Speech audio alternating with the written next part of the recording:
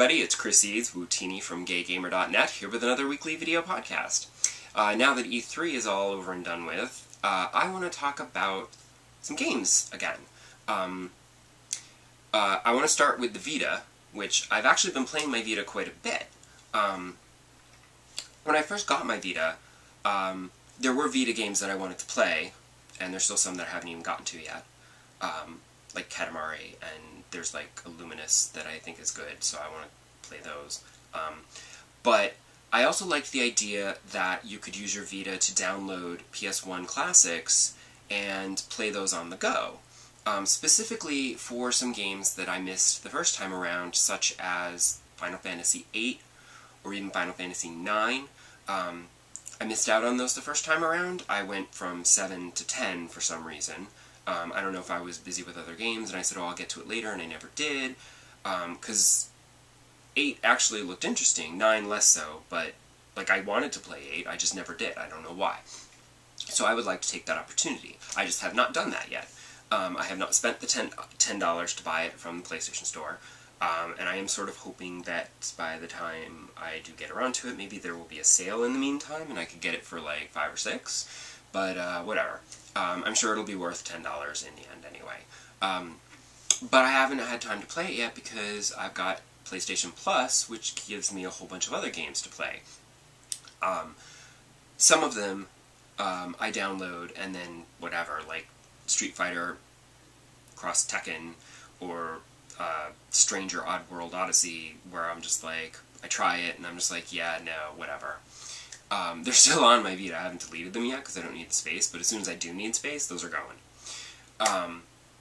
You know, but like, I have a bunch of games that I've downloaded that I haven't even touched yet, like Unit 13, because I wanted to see what a shooter would be like on the Vita, and they just came out with Sly Cooper, but next on my list is Limbo, because I downloaded that weeks ago, and I haven't even touched it yet because I'm trying to finish Uncharted Golden Abyss. But I do want to try Limbo. That's next. I promise. And I am close to the end of Uncharted because I can tell because there's a lot of shooting now. Like a lot. So I know that's pretty much, I feel like that's close to the end now.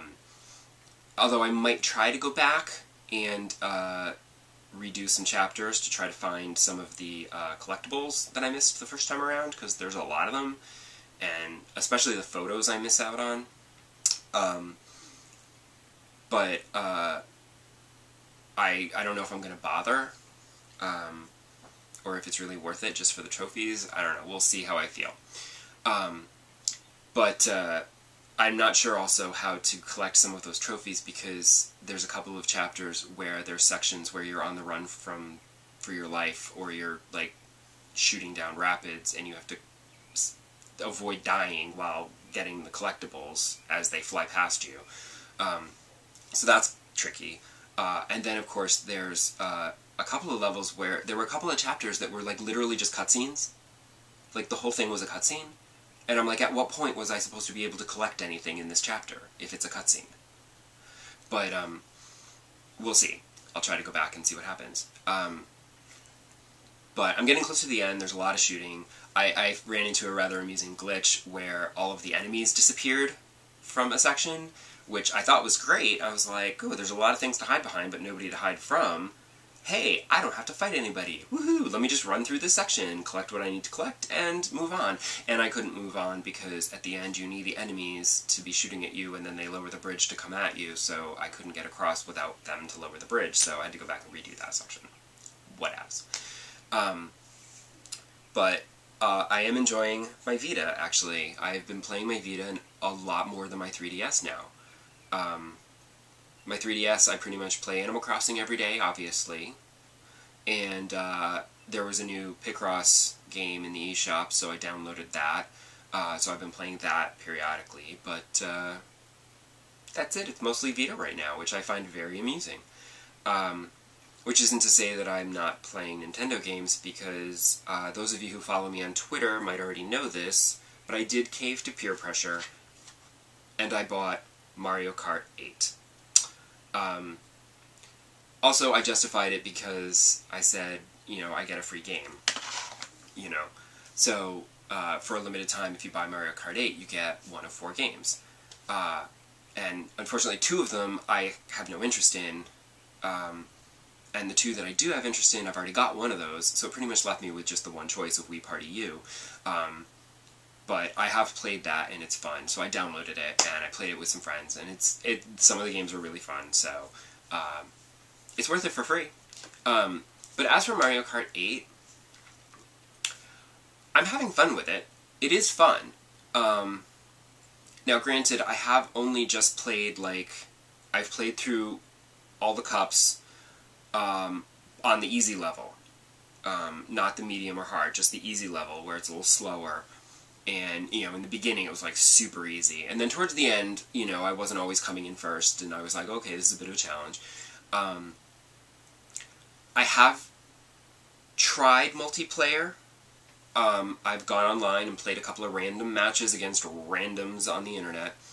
And it was fine. Sometimes I even come in next to last, which is kind of exciting for me.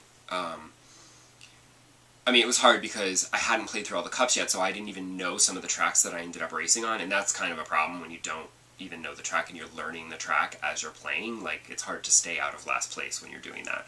I also am really bad at drifting. I need to work on that to see if I can maybe get better at that, because that, I feel, would be very useful, especially on tracks like Rainbow Road, where it's very twisty-turny, and I was constantly flying off and having to be put back on the track. But the thing about Mario Kart is that it's fun. Like, it has this sense of... I love the sense of fun, and it's whimsical. The graphics are gorgeous, and the tracks are, like, insane and twisted, and, you know... Even when I'm losing, I'm still having fun. Like, I played against some of my friends, sitting here on my couch, and actually, I won the first race, and then I lost all the others, and I said to them, did you let me win that first one? And they were like, no, honestly, we didn't. You know, we were having problems. And I'm like, okay, fine. I think they were fighting each other, and I just zipped past, and they were never able to catch up to me because they were too busy attacking each other. But there's something about Mario Kart that, you know, even when you're losing, it's still kind of fun. The only problem is that sometimes I fall so far behind that it's not even, like, I'll get, like, a shell or something, and there's no one to shoot at, because everyone is so far ahead of me, you know.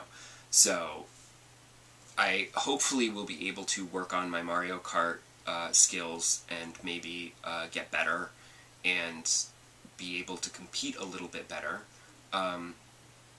But if not, it's still fun to play solo, and even with friends it's still kind of fun. So I don't regret my purchase. Not like with Marvel vs. Capcom, where I just instantly regretted wasting my money.